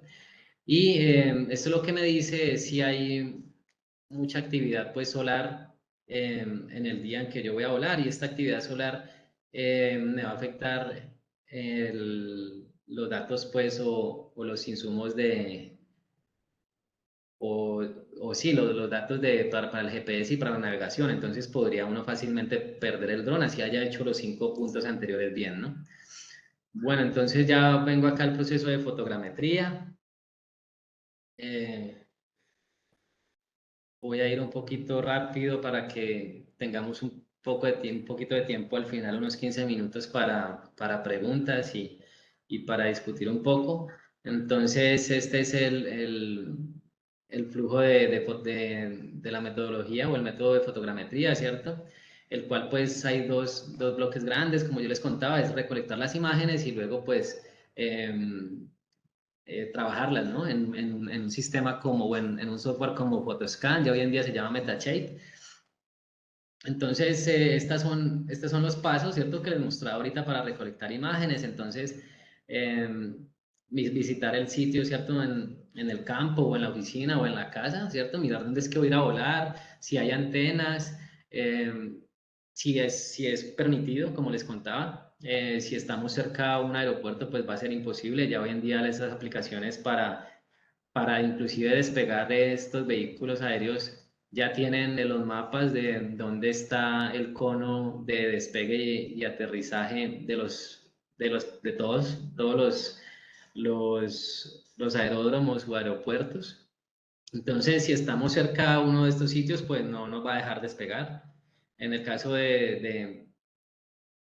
por ejemplo, de, de San Andrés, en la parte norte no se puede, porque pues allá está cerca del aeropuerto, ¿cierto?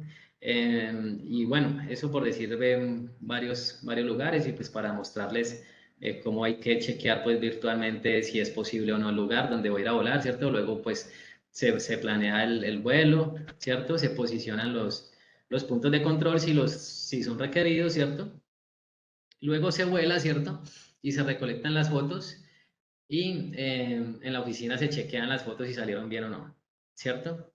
Y listo, entonces eso es el bloque de la recolección de las imágenes, luego que pues es lo que hemos visto pues hasta ahora, luego las metemos en un programa que se llama GSoft Metashade u otro, hay varios programas hoy en día, pero este es como el que más terreno lleva ganado y más tiempo pues en el mercado, entonces es un software bastante usado. Entonces, ¿qué hace este software? Este software vamos pues, a darle todas las fotos que hemos tomado con el dron y él lo que va a hacer es alinear las fotos, ¿cierto? Y va a realizar un algoritmo que se llama Structure from Motion y este algoritmo lo que hace es pues reconstruirme y crearme una ortofoto con los puntos de control, ¿cierto? Y listo, ¿no? Luego lo optimiza y crea una nube de puntos densa. Yo ahorita les muestro si alcanzo qué es, sino el próximo miércoles también tenemos una malla, ¿cierto? Y ya tenemos los resultados, es el gran bloque que le hemos llamado suite de fotogrametría. Entonces, aquí les voy a mostrar un ejemplo, ¿cierto? De una vez en la oficina, ¿cierto? Uf, no alcancé a leer ahí el comentario, pero estaba bueno, de manglares. Bueno, ahorita lo chequeo. Es que como tengo acá en presentación, se me va. Bueno, entonces, estos son los chequeos de las fotos y la selección, ¿cierto? Entonces, ¿qué hay que hacer? Hay veces cuando el dron empieza a volar y a calibrar la cámara, siempre tomo unas fotos pues que no están a la altura de esa edad y que también puede que salgan borrosas. Entonces, lo que hay que hacer es un chequeo y una selección de fotos previas, ¿cierto? Esto es lo que les contaba, fíjense, del traslapo. Ya que ustedes lo pueden ver en práctica, ¿cierto? Entonces miren que esta foto tiene un traslapo respecto a esta de aproximadamente un 70 o 80%, ¿cierto? Es una foto muy similar, pero pues eh, cubre el área inmediatamente siguiente, ¿cierto? Y desde aquí se va viendo la trayectoria del dron. Entonces, esto es lo que yo hablaba ahorita cuando les contaba acerca del traslapo, ¿cierto? Este tipo de traslapo lo voy a tener durante toda el área de estudio. Fíjense que aquí se ve el carro y aquí ya al final ya no se ve, pero se ve ya la parte de adelante. Estoy en un vuelo en este sentido y estoy tomando fotos que están traslapadas y son las que yo tengo que ingresarle al programa, ¿cierto? También tengo pues los puntos de control de los que les hablaba, en caso pues de que yo haya puesto puntos de control acá en campo. Supongamos que yo tome un punto de control en la esquina pues de este carro. Entonces le habré llamado de cierta manera y le tengo pues la georreferencia que luego la voy a ingresar al programa, ¿no? Entonces este método que hace, pues con este traslapo, él va a pasar de un set de dos imágenes a un modelo pues en 3 dimensiones, ¿cierto? Aquí en este punto sí les quiero hablar de que este método de fotogrametría pues no es nuevo, ¿cierto? Hoy en día lo usamos poco con drones, pero este método de fotogrametría ya se usaba desde antes para reconstruir modelos 3D de objetos, por ejemplo. Entonces, ahorita lo hacemos desde el aire, pero uno podría con este tipo de programas tomarle fotos a cualquier cosa acá en tierra, ¿cierto? Un bafle, ¿cierto? Le toma el mismo traslapo alrededor del objeto y puede reconstruirlo, ¿cierto? Puede reconstruir lo que uno quiera. En este caso, pues a nosotros nos interesan son ecosistemas y vamos a pasar del ecosistema en 2D a un ecosistema en 3D porque al final, como les voy a mostrar, no solamente vamos a reconstruir la ortofoto, sino que también vamos a obtener un modelo de elevación de este ecosistema, ¿no? Listo, entonces este es un ejemplo, para los que conocen acá el Pacífico, este es un ejemplo de punta soldado que ha sido trabajado aproximadamente con, bueno, fueron por ahí unas 200 fotos y se logró reconstruir todo el pueblo. Esto es de los modelos que se logran obtener al final. Al final nosotros pudimos poner puntos de control en diferentes lugares de este pueblo, ¿cierto?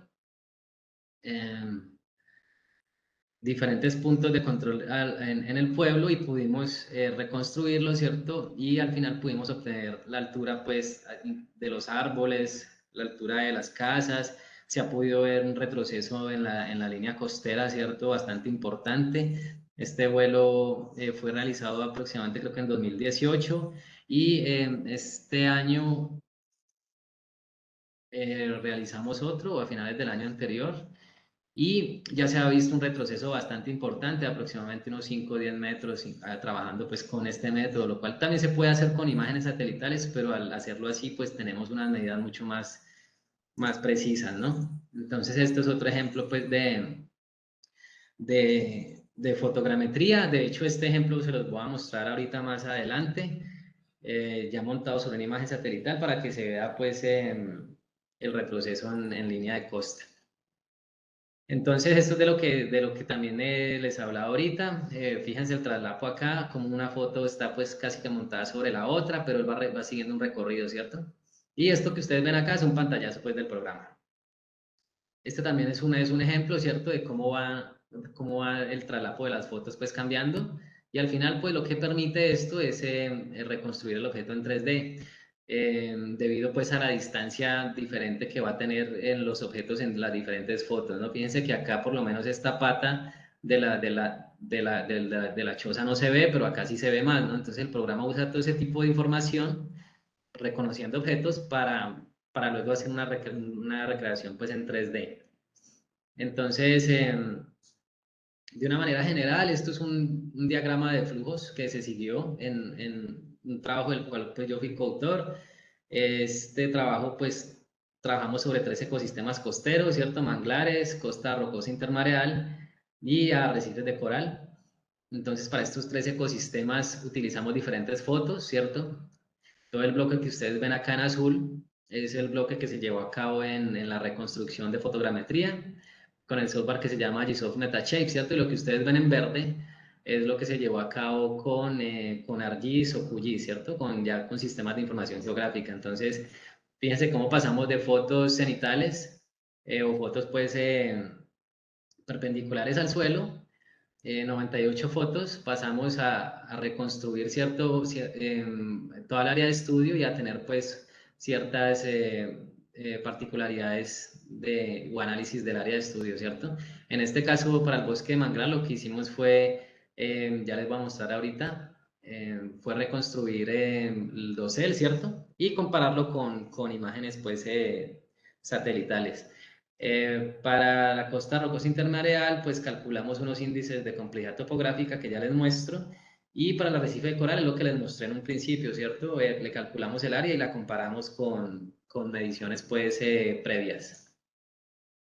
Esto es lo que les contaba, este es el ejemplo del bosque de manglar, entonces aquí pues pudimos detectar cuáles son los árboles más altos, ¿cierto? Cuál es la apertura del dosel, las alturas promedios de los árboles y demás, ¿no? Hay una cantidad de información pues que puede salir de estos modelos, ¿no? Esto es un modelo de elevación digital, ¿no? Entonces este modelo lo que hace es mostrarme la altura del dosel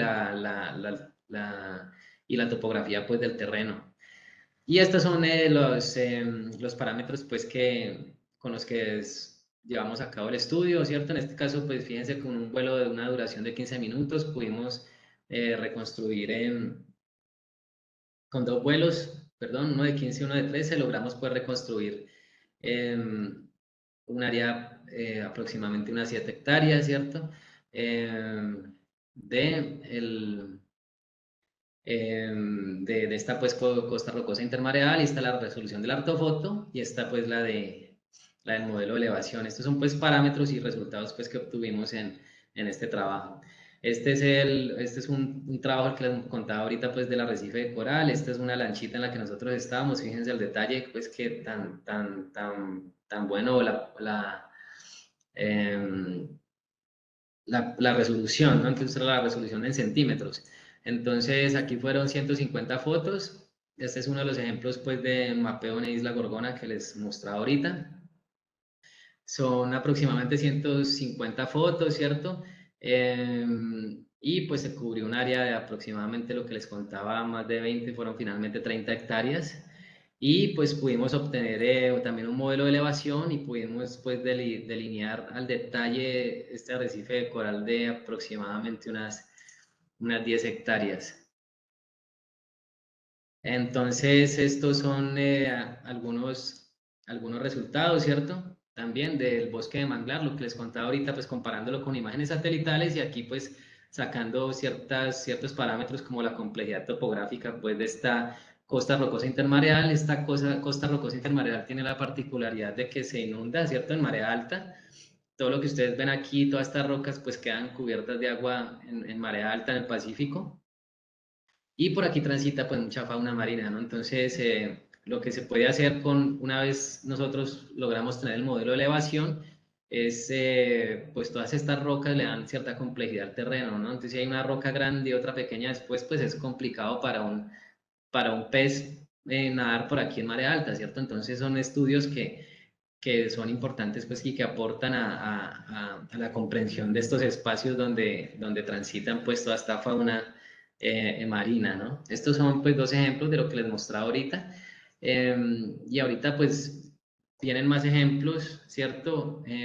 Yo voy a dejar hasta aquí ya para que el otro miércoles sigamos con otros ejemplos de monitoreo en ecosistemas marinos y costeros usando drones, y también pues vamos a, a ver en una parte también de qué viene, ¿cierto? ¿Cuál es el futuro de, por ejemplo, de la inteligencia artificial aplicado pues en estas, en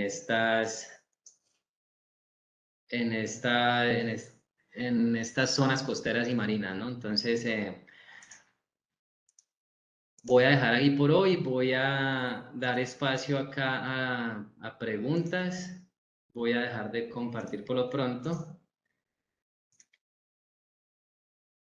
y para que pasemos pues a la sección de preguntas.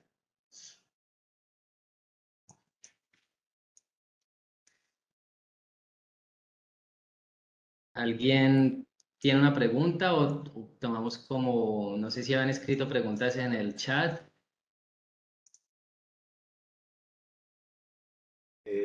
Juan Carlos, ¿cómo estás? Mucho gusto. Buenas tardes, Luis, ¿cómo estás? Bien, es que como entré un poquito tarde y de pronto por señal no escuchaba muy intermitente, de pronto si lo aclaraste, quería ver el Sí. tema de que sé que los drones, el tema de agua, tienen problema con el tema de identificar el agua y siempre queda un bache en la imagen cuando uno hace la fotogrametría. Sí, sí, claro, es correcto. Sobre todo por el reflejo. Exacto. Entonces veía que tú ya acá en ArcGIS, cuando montabas la fotogrametría, complementabas con qué para el tema, cómo hacías para identificar los arrecifes o lo que querías mostrar. Lo que está en tierra no hay problema, pero lo que está dentro del agua es que lo complementabas con imágenes dentro del agua. Luis, no, eso es lo más desafiante precisamente en arrecifes de coral. Te cuento que para mapear esos arrecifes de coral que yo mostré ahí fue necesario más de 10 intentos.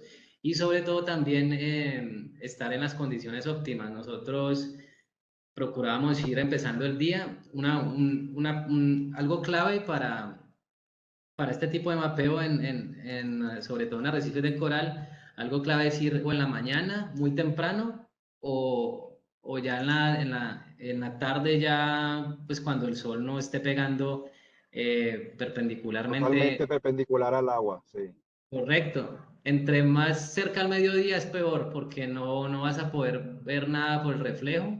Y lo otro es que Claro. necesitas que esté necesariamente Quieto, el oleaje, poco oleaje, poco viento y marea baja. así es. Sí, porque si no es muy desafiante y no vas a obtener resultados, el brillo no te va a dejar y el oleaje no te va a dejar reconstruir lo que hay abajo. Entonces es bastante problemático, ¿no? No es como algunas aguas del Caribe que son tranquilas y pues muchas veces son cristalinas. Entonces también depende del entorno, ¿no? Pero aquí fue bastante desafiante.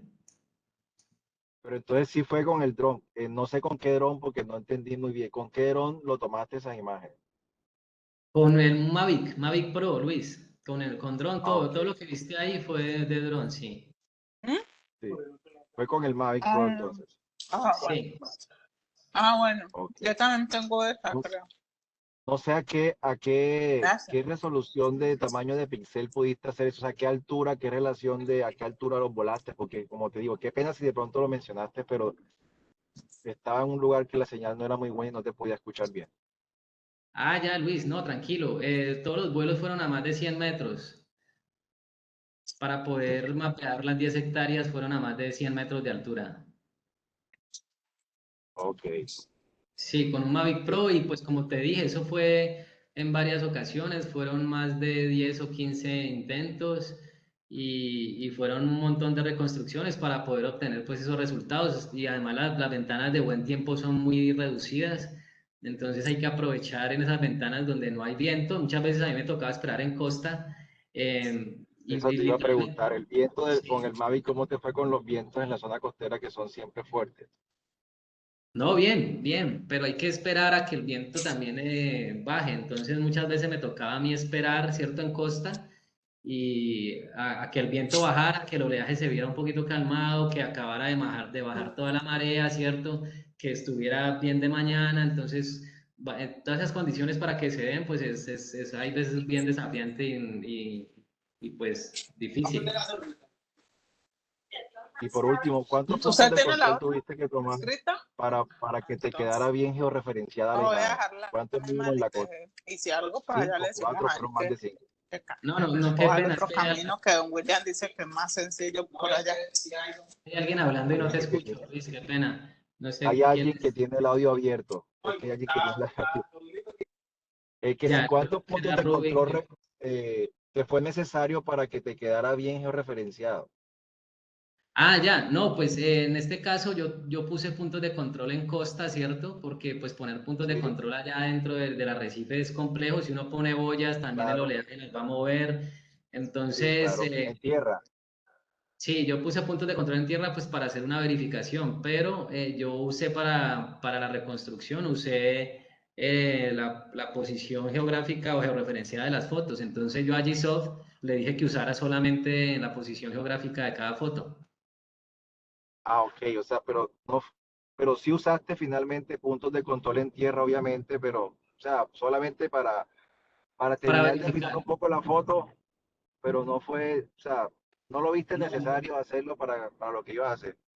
no los usé para la reconstrucción porque pues normalmente para uno usar esos puntos, como yo lo contaba ahorita, es necesario tener un GPS que tenga una mejor precisión que la misma precisión del dron. Entonces, El en dron, estos drones, sí, claro, los drones ya tienen una precisión pues buena, ¿no? Pues similar a estos equipos Garmin y demás, que es alrededor de unos 5 metros o hasta 1 metro de precisión, dependiendo de las condiciones. Entonces, si uno no tiene un GPS mejor en tierra, ¿cierto? Un submétrico, entonces pues con el cual amarrar esos puntos de control, entonces pues es lo mismo que amarrar o hacer la reconstrucción con las fotografías, con la geoposición de las fotografías. ok.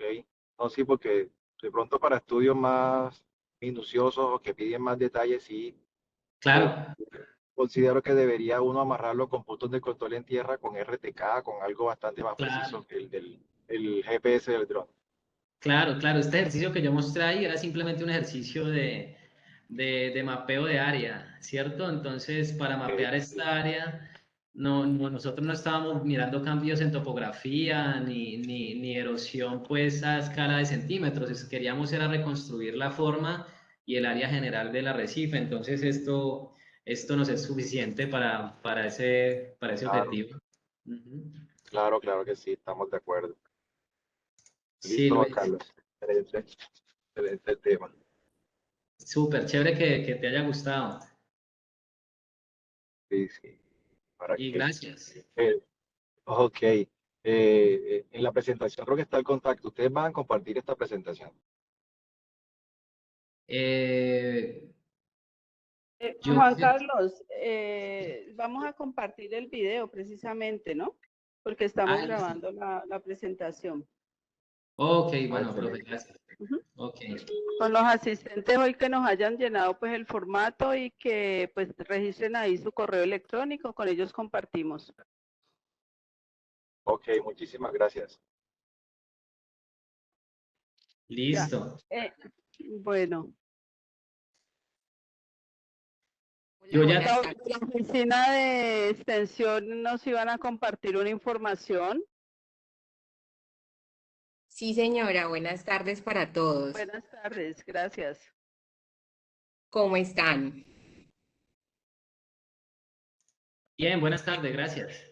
Bueno, me alegro mucho. Mucho gusto. Me presento, mi nombre es Valentina Rodríguez, hago parte de la dirección de extensión, soy promotora de venta y quisiera aprovechar este espacio para recordarles que en este momento nos encontramos con las inscripciones abiertas de nuestra especialización en gestión ambiental de zonas costeras. ¿Me están escuchando? Sí, sí, sí, le estamos escuchando. Sí, Valentina. Se, se me paró el video. ¿Ya ahí me están viendo? Sí, Vale, bueno, como les indicaba anteriormente, la especialización de zonas costeras está en este momento en inscripciones y nos encantaría que todos ustedes hicieran parte pues, de nuestro programa en esta nueva corte. En el chat se les dejó un enlace en el cual ustedes pueden indicar que desean recibir más información acerca de esta especialización y con mucho gusto yo me comunicaré con cada uno de ustedes para brindarle más información a fondo y ayudarlos en todo este proceso de nuestra especialización.